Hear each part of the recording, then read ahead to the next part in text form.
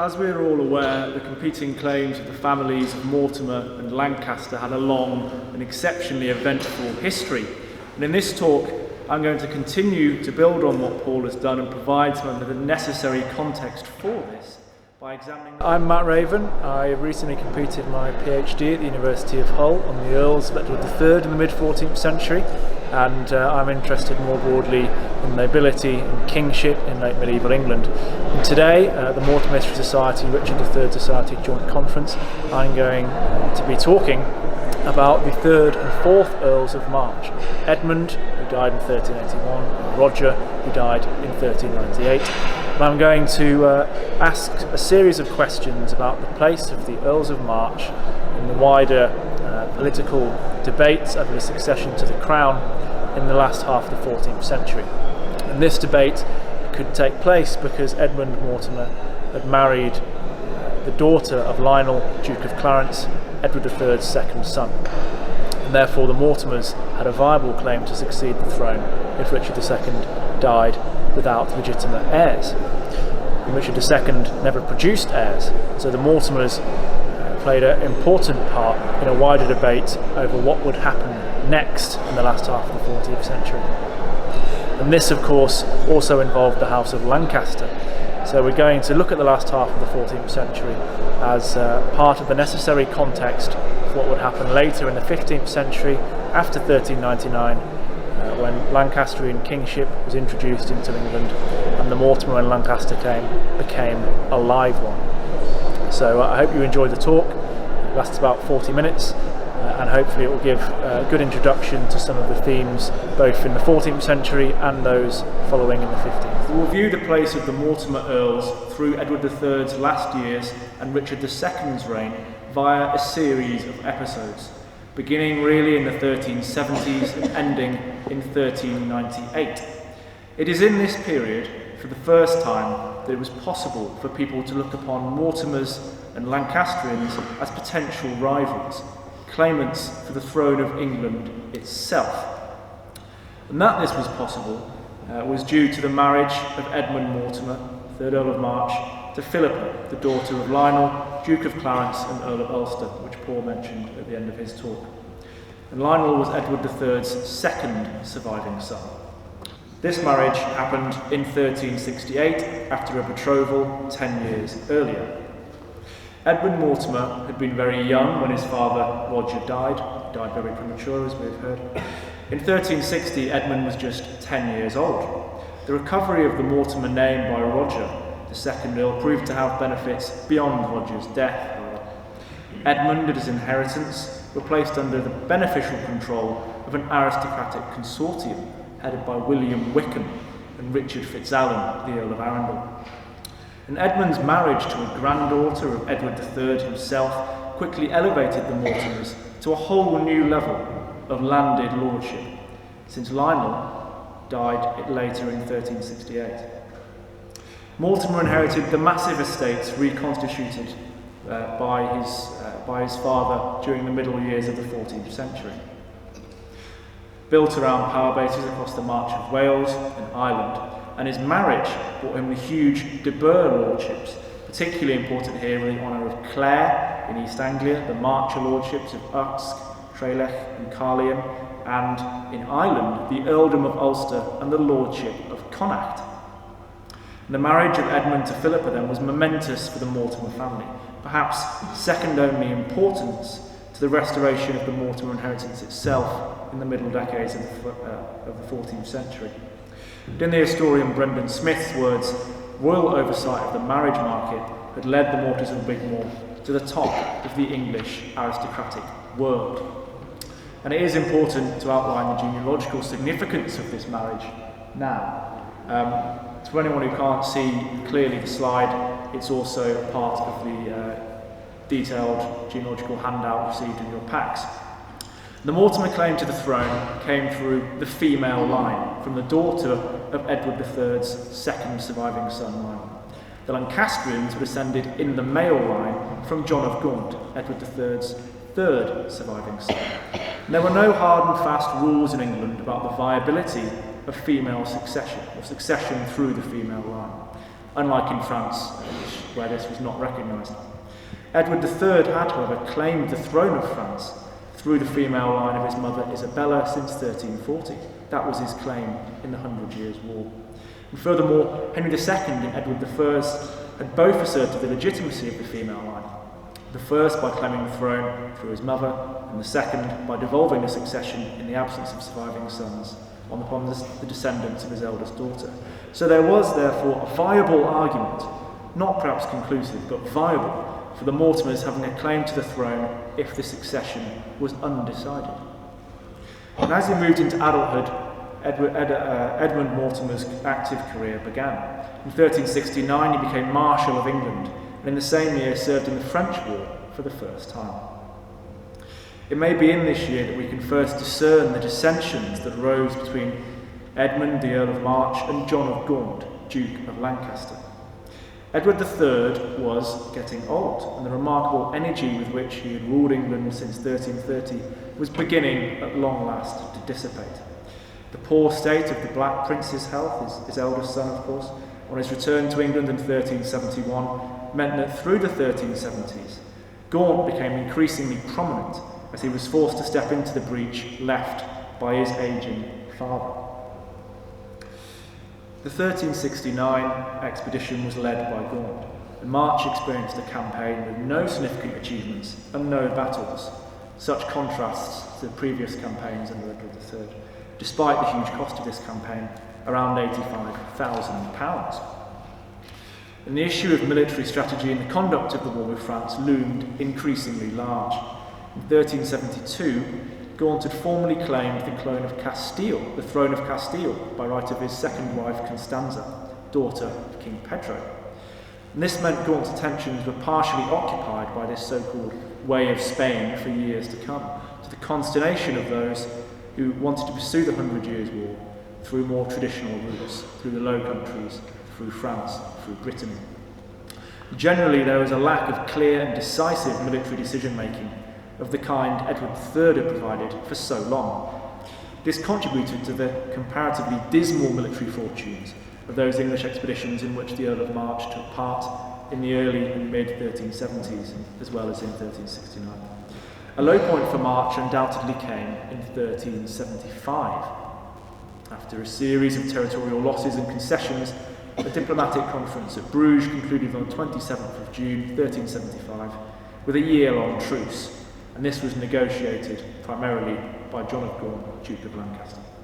And throughout all this, March had been campaigning in Britain. So while March is campaigning, Gaunt is negotiating. And because of Gaunt's truce, March received instructions to abandon his campaign and return home, just as it seemed that his siege of Quimperle may have been about to succeed. And this doubtless hurt March's pride, robbed him of his moment of glory, and doubtless reinforced his suspicion that Gaunt was unequal to the task of deciding English foreign policy. And there was another, more private consideration for March. Reminds me slightly of MP's expenses. He had engaged troops for a year, but archival work by Anthony Tuck showed that March received money for 6 months' wages only after Gaunt's truce had been concluded, and March was therefore 6 months out of pocket. Alongside these concerns was the question of English policy in the lordship of Ireland, so moving now from the issue of France across to the issue of Ireland. March's inheritance and his acquisition of the earldom of Ulster by marriage made him nominally the most powerful English lord in the lordship. His Irish possessions were often under siege, often literally under siege. The last quarter of the century saw increasing concern over the contracting sphere of influence exercised by the English in Ireland, as they came under pressure from Gaelic chiefs, and this was particularly acute in the northern and western areas correlating to the De Burgh earldom of Ulster and lordship of Connacht, now held by Earl Edmund. In the early 1370s, this position was not prioritised. March was the colonists' favoured candidate, and he was made Lieutenant of Ireland in 1371. He made preparations to leave for Ireland in 1373, but his expedition was suddenly and inexplicably abandoned, and he was replaced by William Windsor, who just happened to be the husband of Edward III's influential mistress, Alice Perez. So here, March has been bumped aside for a nepotistic appointment. And all this fed into the events of a tumultuous parliament which met in April 1376, known to historians, known to contemporaries, as the Good Parliament, the first parliament to meet for 2.5 years. And the concerns raised here were far wider than those held by the Earl of March. And the dynamics of conflict in this parliament cannot be reduced simply to aristocratic factionism between Lancaster and Mortimer, unfortunately for this talk. The Commons took the lead and they forced the king, represented physically by Gaunt as the king was ill, to rid his presence of a coven of courtiers who were blamed for the misdirection of war, of funds, and of everything else that came to mind. But we do know that the Earl of March assumed a prominent position throughout the duration of this assembly, which lasted for nearly 11 weeks, a remarkably long meeting. Indeed, we know more about what happened in the Good Parliament than we do about almost all the other parliaments of Edward III's reign, because in addition to the official record of the Parliament roll, which cleverly obscures much of the conflict, a lengthy and valuable account was recorded in the Anonomale Chronicle. And here we have a plate from the printed edition, my printed edition, hence the creases and general bad state of it. The Good Parliament was the first parliament in English history where the Commons were represented by a designated Speaker, an institution that, of course, has remained exceedingly prominent until the present day. The Anonomale records a series of discussions held by the Commons where their grievances were outlined, and we are told that Sir Peter de la Mare, MP for Herefordshire, had spoken so well and had so wisely rehearsed the matters and the purpose of his companions that he was elected as Speaker. Peter de la Mare was the steward of the Earl of March. When he did not consider de la Mare to be simply a cipher for the Earl's will, he was a force in his own right. But his connections with March doubtless contributed to his being chosen as Speaker, and this in turn suggests that the Commons knew March was quarrelling with Gaunt about the Anglo-French truce. De la Mare presented himself dramatically before Gaunt on either the 9th or the 10th of May, and told Gaunt that the Commons wished for a delegation of lords to be assigned to liaise with them. The Earl of March was one of those, unsurprisingly, suggested by de la Mare, and he was one of 12 lords subsequently assigned in Parliament to work with the Commons. And these lords assured the Commons that they would be allowed to speak openly, that they could voice their criticisms. And thus emboldened, de la Mare made a number of accusations against Edward III's courtiers and merchant finances, which resulted in the coming weeks in a series of state trials, as the Commons stumbled on the process of parliamentary impeachment. De la Mare also pressed for the installation of a radical continual council of 3 bishops, 3 earls and 3 barons to be imposed on the king, by whose advice and consent government would be conducted in the future. And March was one of the 9 lords subsequently appointed to this council. Now, the looming background of the Good Parliament was the absence of the elderly king and the illness of the Black Prince, his eldest son. And the prince died on the 8th of June 1376, while Parliament was still in session. And this brought in the issue of succession. But the prince's son, Richard of Bordeaux, was still a young child, and Gaunt was widely mistrusted. And almost immediately after the prince's death, there was pressure from the parliamentary Commons for young Richard to be recognised as the new Prince of Wales. And rumours about Gaunt abounded at this time. And Thomas Walsingham, a chronicler at the Abbey of St Albans, whose vivid judgments would have made him a tabloid institution in the modern day, it was very fun to read Thomas Walsingham, recorded a story about Gaunt and the succession in the earlier editions of his chronicles, which he wisely removed from the later edition produced under Lancastrian kingship. It is worth quoting in full. Gaunt, said Walsingham, entered the assembly of the knights and constantly asked that while Parliament was still in session, the knights themselves and the lords and barons associated with them should discuss who ought to inherit the kingdom of England after the death of the king and the prince his son. He sought furthermore that following the French example, they should enact that no woman should become the king's heir. For he considered both the age of the king, who was now at death's door, and the youth of the prince's son, whom, this is Richard of Bordeaux he's talking about, whom it was said Gaunt planned to poison if he were not otherwise able to retain the throne. Because if these two who intervened in the succession were removed and this law was ratified in full Parliament, Gaunt would be the next heir to the kingdom, for no male heir was closer to the throne. At the time, discussion of these matters was on everyone's lips. But Lord Edmund Mortimer, says Walsingham, Earl of March, had married the daughter of Lord Lionel, his eldest brother. The right of succession to the kingdom would belong to him because of his wife, and if the prince's only son were to die without heir. The Duke feared March above all, knowing that he was a good and just man, and so worked hard to make sure that the inheritance of the kingdom should not devolve on him. Remarkable accusations there, I think. Now, while almost certainly false, this story does reflect the extent to which Gaunt was viewed with suspicion. In fact, in the autumn of 1376, after the Good Parliament had finally closed, steps unknown to Walsingham were actually taken regarding the succession. We know about these from a draft in French, badly damaged by fire, preserved in the British Library and printed and discussed only in 1988. Edward III, very ill, set out his wishes. He entailed the crown of England so that the succession should descend through the lawful heirs of young Richard, and if Richard produced no heirs, through the male line to John of Gaunt and his son Henry. The most immediate consequence of this, if it was enacted, would be to annul the Mortimer claim through the female line of Philippa in favour of the Lancastrian claim through the male line. Historians have disagreed over the extent of Gaunt's influence in this most remarkable document. But regardless of exactly who the driving force behind Edward III's entail was, there is no evidence that the Crown or society felt bound thereafter by its words. Indeed, it never seems to have become widely known, and we think about Walsingham's accusation. Surely he would have mentioned this if he'd known that this entail had taken place. And it remained an open question as to whether the king was even entitled to make such arrangements for the succession at all. But what the entail does allow us to see very, very clearly is that the question of succession really was in the air in the highest of circles in 1376, and that the claims of Gaunt and March could not, of course, both be accommodated. Edward III died on the 21st of June 1377.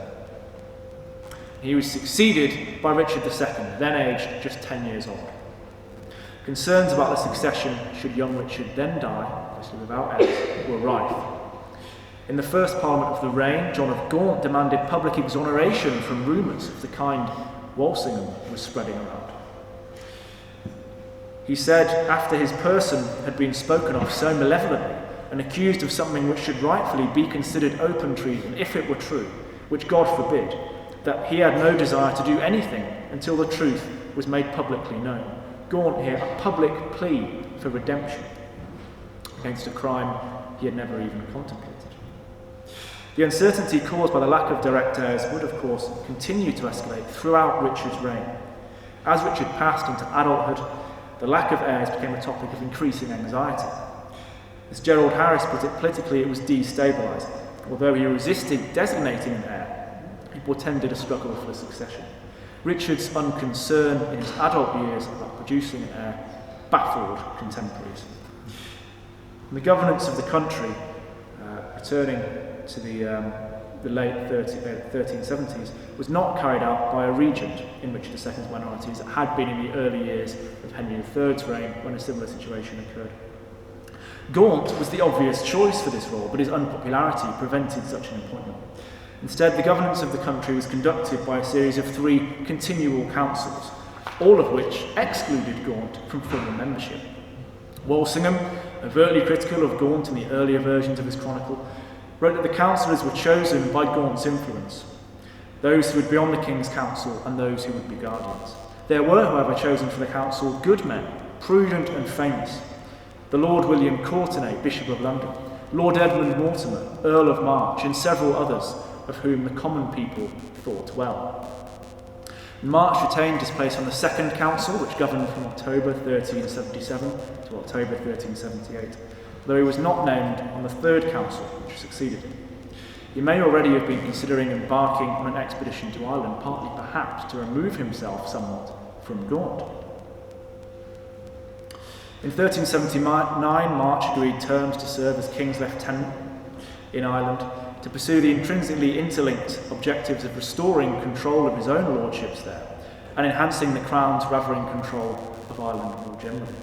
March arrived in Ireland on the 15th of May. After 18 months of campaigning, he was drawn down into Munster. There, he caught pneumonia crossing a river in County Cork and died in late December 1381, aged just 29. Another Mortimer prematurely dead. His death removed a figure of great authority and influence from political life, just as Richard II was beginning to exercise some of his own prerogatives, his own initiatives. March's rivalry with Gaunt had formed a prominent theme in political life. The rivalry of Mortimer and Lancaster had not centred on the issue of dynastic succession, at least not primarily, although the issue of what to do if Richard II died without heirs had been raised in private and in the minds of the public. Alistair Dunn wrote of Earl Edmund that if he had lived another 10 years, the political history of the 1380s may have taken a very different course. As it was, Edmund left an heir, Roger, born in Usk in South Wales, who was aged just 7 when his father died. And the wardship of such an important heir was an issue of political moment. Eventually, in December 1383, Mortimer's estates in England and Wales were granted to an aristocratic consortium for a rent of £4,000 per annum. And when Mortimer received livery of these lands in 1394, the Mortimer Family Chronicle, as Paul says, which now is retained by the University of Chicago, told that his guardians had managed his estates so well that Mortimer entered into full enjoyment of them with the sum of 40,000 marks over £26,000 accumulated in his treasury. So this was a great start in life. Richard II progressed into adulthood through the early to mid-1380s without, as we've heard, producing an heir. Roger Mortimer grew to adulthood in the mid to late 1380s, which raised the Mortimer succession to the crown as a political issue from this point.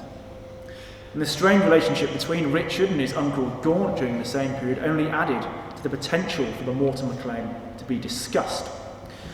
It was in this time that we also encountered some of the most troublesome historical accounts, which were often written after the seizure of the crown in 1399 by the Lancastrian Henry IV.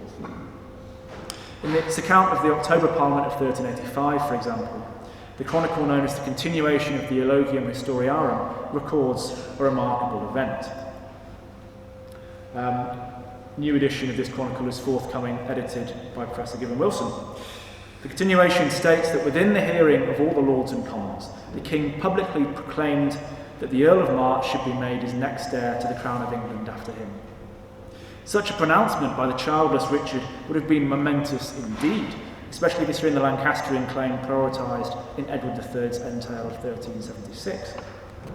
Historians have, however, in the main concluded that the account contained within the continuation is a fiction of a later imagination, and a confused one at that. Thomas Frederick Tout, the great historian of medieval England, judged the continuation to be a mass of gross errors, including the imagined recognition of the Earl of March as heir to the throne. Michael Bennett, however, was prepared to give the continuation more credence and placed its story of the 1385 Parliament in the context of Edward III's entail and Richard's relations with John of Gaunt at that time. By 1384, Gaunt had become to Richard II's friends and favourites the chief object of their hatred. And through 1384 to 5, at least one plot on Gaunt's life seems to have been hatched by Richard II's favourites. In such an atmosphere, a public announcement in favour of the Mortimer claim may have formed part of a wider attack on Gaunt. And as an aside, it should be noticed that Ian Mortimer has reassessed this event in his book Medieval Intrigue in his characteristically original way, in which he proposed that this event be located to 1386 and that the continuation does reflect a statement made by Richard as a short-lived political ruse with no lasting influence on the succession debate. But rather than paraphrase Ian and steal his words, which would be good for me but bad for him, I will refer readers to his book. It is hard to know for sure, but in the end I myself think it unlikely Mortimer was actually proclaimed as Richard's heir. A more secure statement about the succession can, however, be found in a chronicle passage referring to the late 1380s, probably 1387.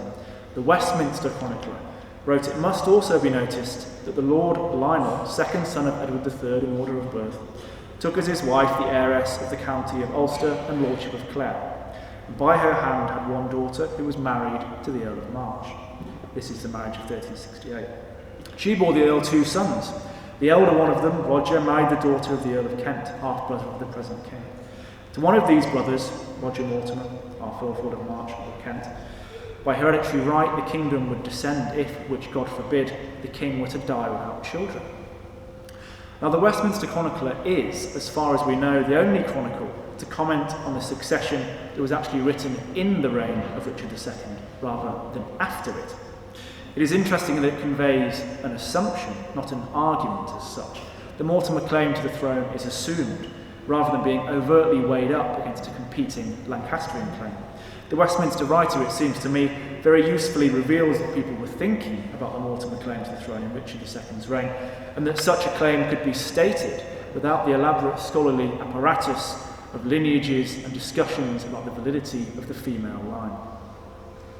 The Earl of March grew more active in the 1390s. We know that he was knighted in 1390, that he received early livery of his inheritance across 1393 to 4, that he was with the king and his queen hunting in the New Forest around 1393, and that he received some small marks of royal favour around the same time.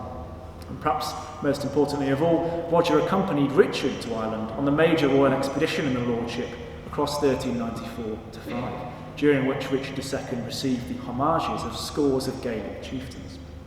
And as the greatest English landowner in Ireland, Mortimer's involvement was necessary, and he was appointed King's Lieutenant in Ulster, Meath, and Connacht after Richard's departure from the lordship in May 1395. And later writers, writing after 1399, were keen to emphasise that the succession was in the air during this period, especially after Richard's first queen, Anne, died in 1394, and he then married the infant Isabella of France in 1396, thus precluding the chance of legitimate heir for some years to come, of course. The continuation of the eulogium, for example, stated that in one of the parliaments held in the 1390s, John of Gaunt formally petitioned Richard to recognise Henry of Bolingbroke, Gaunt's son, as the king's heir, but the Earl of March objected, saying that he was the rightful heir. Richard told them both to be quiet. The reign of Richard II reached political boiling point in his so-called tyranny years, 1397 to 99. During this time, which I will very much condense, Richard destroyed a group of nobles who had opposed his policies in the mid-1380s and extended his power both at the heart of government and in local politics. Rumours and speculation were rife. It is very difficult to disentangle the role of Roger Mortimer in this period. Much of his time was spent in Ireland as justiciar there, so he was physically removed from the court to some extent, and indeed March's commitment to his duties in Ireland at this time may have shielded him from having to negotiate Richard's suspicions firsthand. But March's vast power and the claim to the throne he could exercise, should Richard die, made it impossible for him to remove himself from the poisonous web of political life in Richard's last years completely. In September 1397, shortly after Richard had destroyed his most hated opponents, the favoured Montague Earl of Salisbury, John, received a writ to sue over the return of Denbigh, which, as Paul mentioned, had been taken by 2nd Earl of March, Roger Mortimer, from the Earls of Salisbury in 1354. And as much of Earl Roger, our 4th Earl of March's estates, to his title to his estates rested on the repeal won by his grandfather in 1354 of the 1330 forfeiture verdict against the 1st Earl of March, Earl Roger was singularly vulnerable to any royally sponsored attempt to dismantle his inheritance, and this appears to have been what was on the cards when Montague received his writ in 1397. So with that, alarm bells start ringing. Roger Mortimer's relationship with Richard could not have been helped by the manner in which he returned for the Shrewsbury Parliament of 1398. March was rapturously received, according to the Rigmore Family Chronicle and Adam Usk, by 20,000 of his people wearing party-coloured hoods of red and white, his livery, who went out to meet him on his arrival. Usk states that Richard was suspicious, hostile towards March, resented his popularity, and set traps for him, searching out excuses to proceed against him. Although it should be noted that other sources suggest Richard may have actually been trying to involve March in an anti-Lancastrian plot at this time. And these sources reflect a highly changeable and confused political situation. This may indeed echo the mind of Richard II himself, who may both have been highly suspicious of March's power and popularity, whilst also seeking to use that power to aid the destruction of the House of Lancaster. In any case, Mortimer returned to Ireland after the Shrewsbury Parliament, where he continued his campaigns against the native Irish. Usk tells that Richard subsequently appointed Thomas Holland, recently made Duke of Surrey, to replace March as Lieutenant of Ireland and to take March, to arrest March. There was no need to do so. Like his father, Roger Mortimer, the 4th Earl of March, died in Ireland. In County Carlow on the 20th of July 1398, aged just 24, he was hacked to pieces while wearing Irish dress during a series of campaigns intended to secure his position in Leinster. It does seem that by this time, by the summer of 1398, Richard may have decided to make an enemy of Roger Mortimer. Anthony Tuck thought March's future under Richard II, had he lived, was unlikely to have been a very pleasant one. Brendan Smith that there can be little doubt that Mortimer had permanently lost the goodwill of a very dangerous man, and Alistair Dunn even thought perhaps death in battle spared Mortimer a less dignified end in England. March thus died before Richard II returned to Ireland in 1399, before Henry of Bolingbroke returned from exile to claim the Lancastrian inheritance after the death of John of Gaunt. And before that return resulted in the downfall and then death of Richard II and the beginnings of Lancastrian kingship. March's death also removed, by sheer chance, the issue of the Mortimer claim to the throne in 1399. In a manner most fortuitous, of course, for Henry IV. Rather than being confronted with an adult Earl of March at the head of huge affinities of men and battle-hardened by campaigns in Ireland for years, Henry was confronted only by the 8-year-old heir to the earldom, Roger's son Edmund. At least for the moment, the Mortimer claim could not be made into an active political force, although, as we shall see, and as this conference is intended to show, that situation certainly did not last. Perhaps the first point of discussion to come out of this exploration of the Earls of March and the Crown, from the marriage of Edmund Mortimer in 1368 to the death of Roger Mortimer in 1398, is the issue of how their claim was viewed in the last quarter of the 14th century. As I believe Ian was going to suggest in his discussion, the Earls of March were not participating in a live battle with the Lancastrians to claim the throne. That belonged to a later age. While there certainly were numerous periods of tension between Mortimers and Lancastrians, it should be remembered that while Richard II lived, succession remained only a framework of possibility, and these tensions often revolved around issues other than the succession. The dangers of reading the origins of the Wars of the Roses back into the final quarter of the 14th century are very great, even if the rewards are also very great. These dangers are furthermore amplified by the nature of historical chronicle writing, much of which was produced after the Lancastrian assumption of the throne, during a time when competing Mortimer and Lancaster claims became viable political issues to a much greater extent. Chroniclers adapted their accounts, as did Walsingham, to suit the times, or projected specific political aims back into their accounts of the past, as did the compilers of the Mortimer family chronicle. And this makes it very, very difficult to establish how people thought in the last quarter of the 14th century. We should not imagine the 3rd and 4th Earls of March, I don't think, lining up against Gaunt and Bolingbroke, armed with foresight about what was to come. And in some ways, this means I've argued directly against my own title and the origins of a dynastic feud. Apologies for that. And yet equally, the last quarter of the 14th century formulated the raw ingredients for the struggle to follow, as unpalatable as it surely was. Contemporaries, including the Mortimers and the Lancastrians, were conscious that two claims to the throne existed if Richard II were to die without producing legitimate heirs. And despite the hostility of Richard to Gaunt, despite Bolingbroke's exile, despite the minorities of the Earl of March and their sudden violent deaths in Ireland, both of these lines persisted, perhaps against the odds, through to 1399 and beyond, when everything, of course, changed. Thank you very much.